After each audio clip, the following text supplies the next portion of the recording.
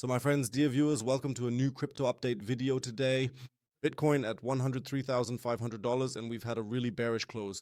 After we already fell below the $104,000 mark yesterday, I said, okay, the CME gap, I'll go along with that at most, but then at least we should manage to close the daily candle above it. That's exactly what we didn't manage to do. In fact, we fell even lower, dropping down to $102,500 last night. We closed below the Asia session and are currently just about holding on to the 200 SMA on the 1 hour time frame. Whether that was it, which it currently looks like, or whether there's still a bit of hope left, we'll definitely take a closer look at that in today's update video. Of course, we'll also take a look at the altcoins, which have also suffered greatly, and naturally we'll cover the stock markets as well, including gold and silver, so make sure to stay tuned until the end. But before we get started, as always, feel free to leave a like on the video. Subscribe to the channel if you haven't already, and of course feel free to join the free Telegram talk and Signal group.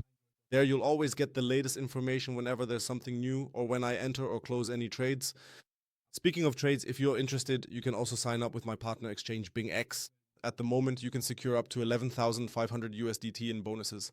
Plus there's currently a little Air Black Friday special, so for every $1,000 you trade, you get a point, and these points you can then redeem these for either prizes, trading vouchers, or even token vouchers.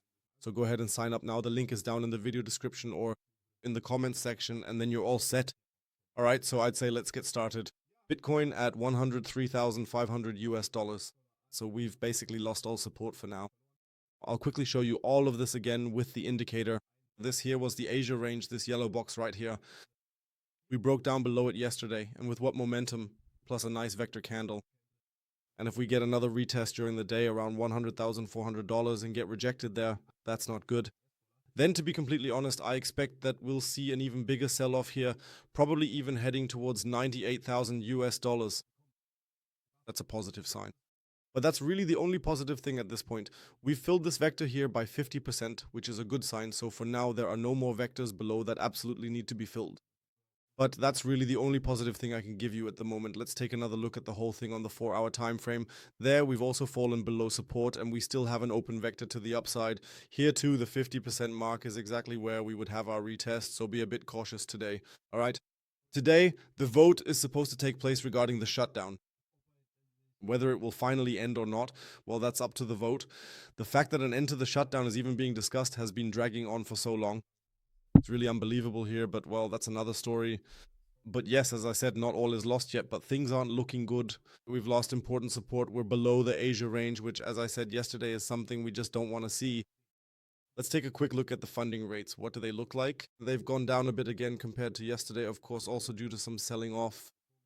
At the same time, we still have quite a bit of liquidity around $100,000 to $200,000 lying around. That means the risk of us taking another hit to the downside is very, very high, especially because the liquidity is getting thinner and thinner to the upside at this point. Honestly, things just aren't going smoothly right now. The only hope, as Luke also mentioned yesterday in the Telegram group, would of course be that we continue to move bearishly for now until we get the CPI data, and then the CPI data turns out to be better than forecasted. But at the moment, I don't really expect that to happen. So we'll see. But given the current chart structure and the way liquidity hunting is basically the only thing happening right now, we looked at it yesterday with the altcoins. As soon as the altcoins are being pushed extremely 50% in a single day, they're just filling the inefficiency and the liquidity is being pulled out. And in the end, the game just starts all over again and we see a complete rollover to the downside. That's not what we want to see at this point. We need an impulsive breakout. That doesn't mean I don't think we can definitely still go up here. Somewhere between 108,000 and 110,000 US dollars. I still think that's possible. But for that, we absolutely have to reclaim this price range. And then you also have to say that's already the maximum target because it's so lacking in momentum. A wave 3 has to be impulsive and we're seeing so little volume, it's getting less and less. That's not what we want to see. This is not something that's easy for the market. So much for Bitcoin at this point. Otherwise, the short on Pionex is definitely still running long. That's also how I ended up closing it. You might have noticed if you were copying the trades. Sorry about that. I actually just wanted to take profits and somehow ended up closing the whole thing. But whatever. At this point, it happens. We're almost back at the entry anyway.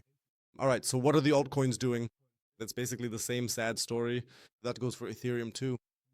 Let's remove the fib here for the sake of neatness. Nothing is happening. It really is a sad story. The inefficiency got closed, just a small wick above it again, so liquidity was taken. We still have a large liquidity cluster right here in our sell zone above. I hope, as I said, that we'll somehow manage to reach that at this point. But the longer it takes, the more impatient I get, and of course, the less likely it becomes that we'll reach our target.